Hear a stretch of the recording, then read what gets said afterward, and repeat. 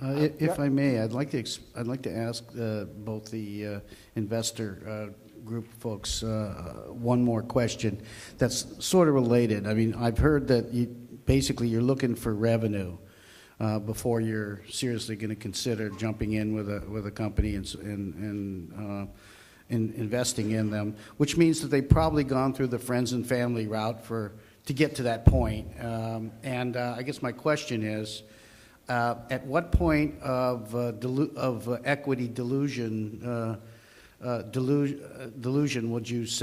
would you walk away from a deal and say, well, you kind of gave it all away, or you hit a point in which we can't get involved?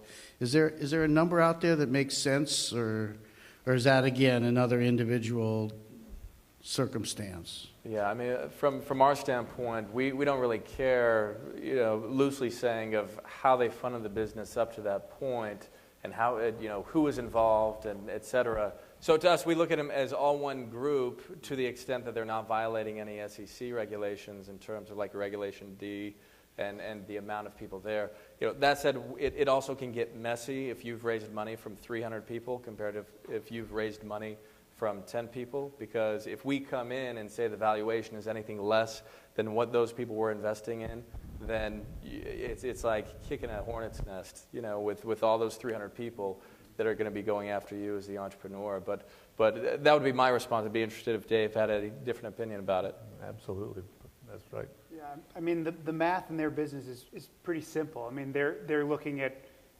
what percentage of a business they can get in terms of what the implied exit is at some point in the future, and is that return path kind of palatable to them?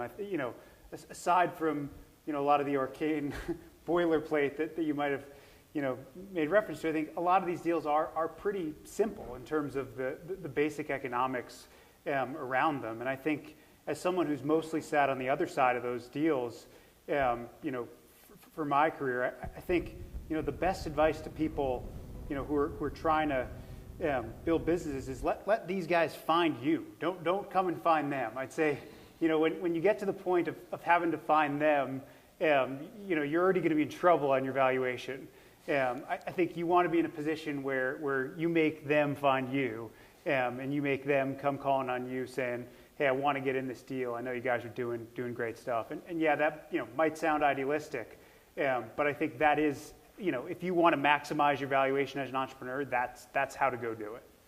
Just real quick, if I don't even know if it's on anymore, and it might be, it really is a simplification of all this, but have you ever seen Shark Tank on TV? It's a rapid fire VC to a certain degree, and it's just what they're saying. It's a negotiation, and ultimately you either walk away or you take it. And the solar question? And, yeah, the solar. So I will first say I'm not the solar expert on our team. I think the thing about looking at different generation technologies, I think it's a pretty simple equation as well in terms of cost. And I think there's a battle right now for who can get costs down fastest and who can make the economics work best. And I think I'm frankly not in the weeds enough every day to make a super intelligent statement in front of a ballroom of people about which particular technologies I think are going to win over the long term. But I think it's gotten down to who can manufacture most efficiently, who can get costs down, and what I would say is I think the part of the question was, 2 years ago, everyone was talking about solar towers and troughs, and they were going to be all over the desert. But the price of both thin film and crystalline solar has come down so much that you've seen not only that, but the technology risk is so much smaller than all of those, which most have still to be proven out at large, really large scale that they're talking about, Stirling engines.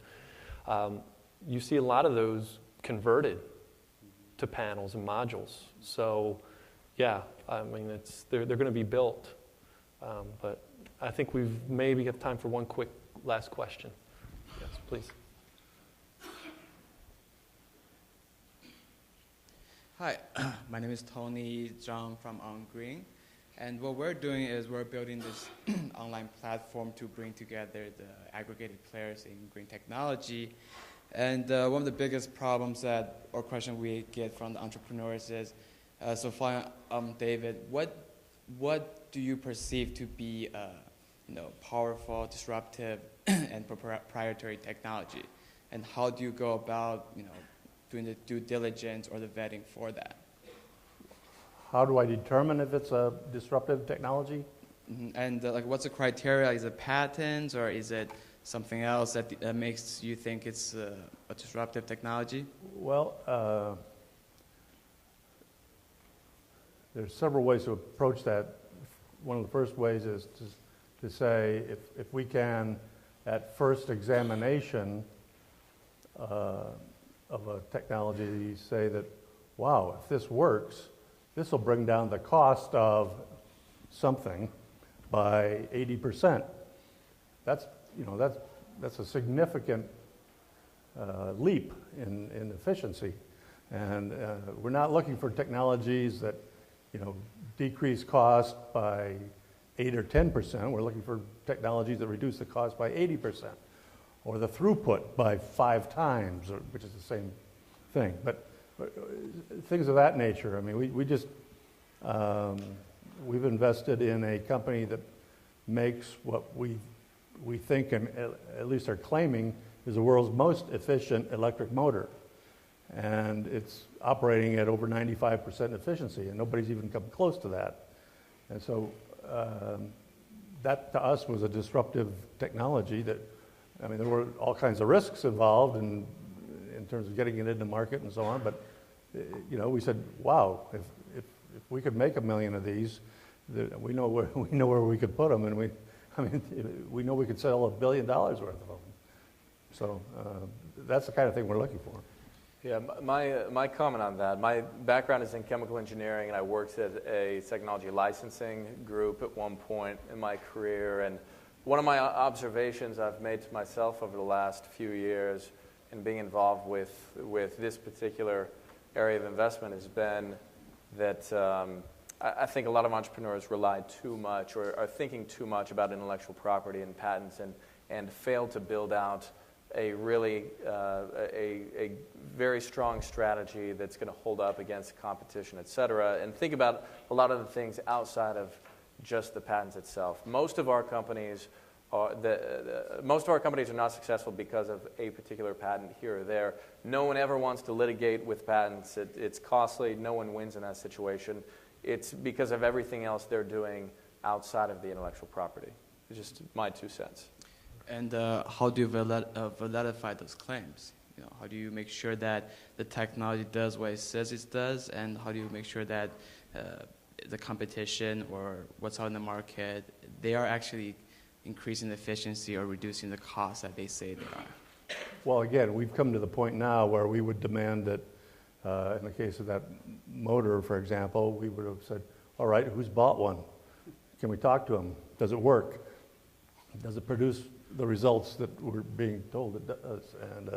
And in that case, they actually had customers for the early models, and the subsequent models have turned out to be even better. So, but we had to find customers that said, "Wow, these things are really good." That's the easiest way. Great. Okay, guys, please join me in thanking this panelist. That was just fabulous.